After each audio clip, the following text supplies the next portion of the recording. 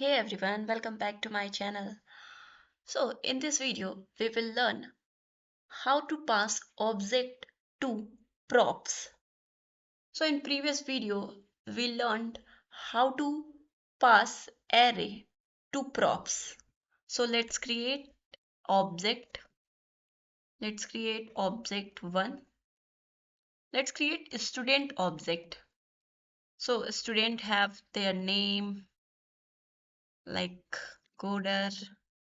Student have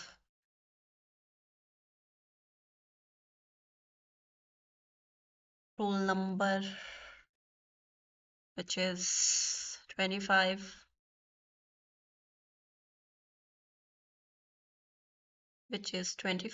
student have their age, which is 14. So it is a student object, and now we want to pass this object as props in product component. So let's do it. Here we are passing our object as a props. So a student and a student. So this is very simple, and in product.jsx we use this, access this. So props को use करने के लिए जो child component होता है, मतलब कि जो चाइल्ड कंपोनेंट होता है उसको अपने आर्ग्यूमेंट में वो नाम लिखना पड़ता है, मतलब उसको आर्ग्यूमेंट में पास करना पड़ेगा, तभी जो पेरेंट कंपोनेंट इंफॉर्मेशन प्रॉप्स में भेज रहा है उसको हम चाइल्ड कंपोनेंट में एक्सेस कर सकते हैं फंक्शन में, या तो प्रॉप्स लिखकर या तो फंक्शन में एक ऑब्जेक्ट में क्या बोलेंगे उसको, ऑब्जेक्ट में आर्गुमेंट की तरह, मतलब वो जो ऑब्जेक्ट है वो आर्गुमेंट की तरह पास होना चाहिए। यहाँ पर ये टाइटल, प्राइस, फीचर, स्टूडेंट, ये सारे क्या हैं, एक ऑब्जेक्ट के अंदर है, और एक प्रोडक्ट कंपोनेंट है, जिसके प्रोडक्ट कंपोनेंट क्या है, एक फंक्शन है, तो इस फंक्शन के आर्ग्यूमेंट में पास किए गए हैं। तो अगर हम देखिए अगर प्रॉप्स के बारे में, तो यहाँ से हम पढ़ सकते हैं, थोड़ा समझ में आ जाएगा कि क्या कह रहे हैं। जो प्रॉप्स होता है इसका मतलब समझ में आएगा। Props are argument passed into React component. तो ये कहाँ गया हमारा वीएस कोड। तो यहाँ पर क्या है, जो पहली लाइन थी कि प्रॉप्स क्या होता है, आर्ग्यूमेंट होता है जो कि रिएक्ट कंपोनेंट में पास किया जाता है। तो सही बात है कि ये हमारा प्रोडक्ट कंपोनेंट है रिएक्ट का, जिसमें ये जो सारे प्रॉप्स हैं, टाइटल, प्राइस, फीचर, स्टूडेंट, ये सारे प्रॉप्स आर्ग्यूमेंट की तरह पास किए जा रहे हैं। सेकेंड चीज लिखी हुई है यहाँ पर लाइन कि जब हम प्रॉप्स किसी कंपोनेंट्स को पास कर रहे हैं तो हम HTML एट्रीब्यूट का यूज करते हैं। तो क्या हो रहा है यहाँ पर, ये जो app.jsx है इसमें हम क्या कर रहे हैं, यहाँ पर हम प्रॉप्स को अपने HTML एट्रीब्यूट में, HTML एट्रीब्यूट है हमारा यहाँ पर, ये पूरा तो HTML एट्रीब्यूट ही है, अरे सॉरी, ये पूरा एक कंपोनेंट है, प्रोडक्ट कंपोनेंट, और इस कंपोनेंट में हम प्रॉप्स को पास कर रहे हैं विवा HTML एट्रीब्यूट। तो HTML एट्रीब्यूट कैसे लिखते थे कि जो एट्रीब्यूट का नाम है वो लिखिए और उसकी वैल्यू दीजिए।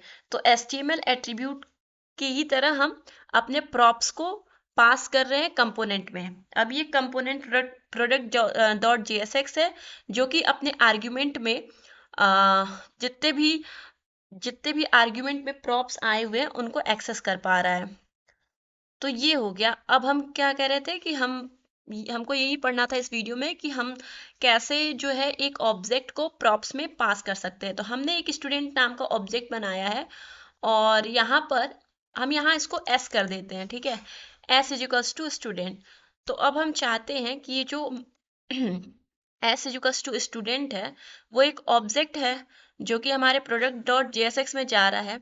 अब इसको हम एक्सेस करना चाहते हैं, तो वो एक्सेस हम कैसे कर सकते हैं? या तो हम सिंपली H5 बनाए और इसमें कर्ली ब्रेसेस के अंदर हम लिखते स्टूडेंट। तो देखते हैं हमारे यूआई पे क्या आता है। तो ये है हमारा यूआई जो कि चल नहीं रहा है, क्योंकि रीजन यहाँ पर ये है, जो पहले हमारा प्रीवियस वीडियो था उसमें भी सेम प्रॉब्लम ये आई थी कि अगर हम प्रोडक्ट डॉट जेएसएक्स में पास किए हैं एस को, जब हम एस को पास कर रहे हैं तो यहाँ पर भी हमारा एस होना चाहिए। तो अब देखते हैं, ओके एस होना चाहिए तो हम इसको एस ही लिखेंगे यहाँ पर, क्योंकि हम एस, प्रॉप्स का नाम क्या था? एस था।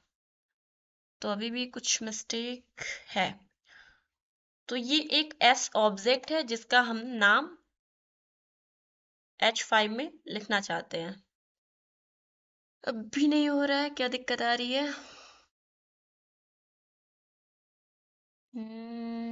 एस डॉट नेम, अगर इसको हम फिक्स कर दे एस डॉट नेम,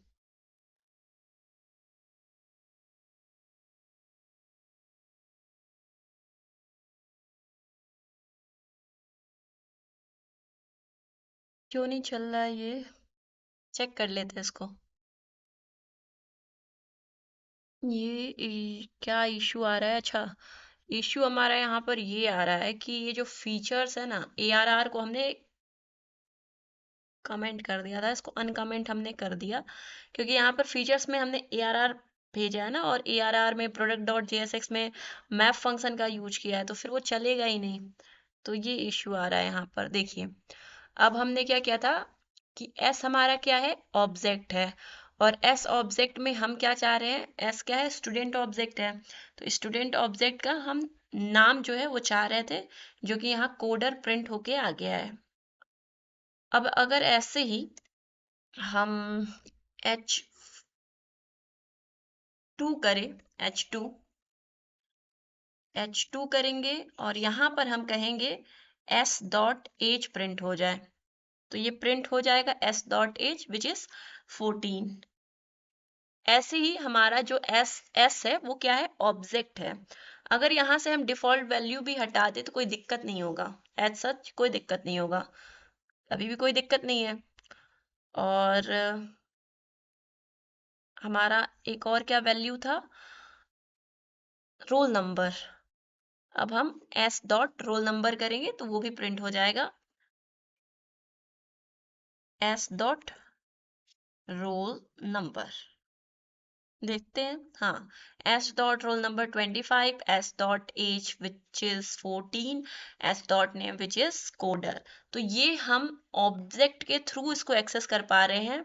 हमने क्या किया? अपने ऐप डॉट जेएसएक्स कंपोनेंट जो कि पेरेंट कंपोनेंट है, इसमें प्रॉप्स में, यानी कि एस प्रॉप्स है, जिसमें हमने एक स्टूडेंट ऑब्जेक्ट को, ये स्टूडेंट ऑब्जेक्ट है, इसको पास किया, और उसके बाद जो प्रोडक्ट हमारा कंपोनेंट है वो इन प्रॉप्स को कैसे एक्सेस कर सकता है?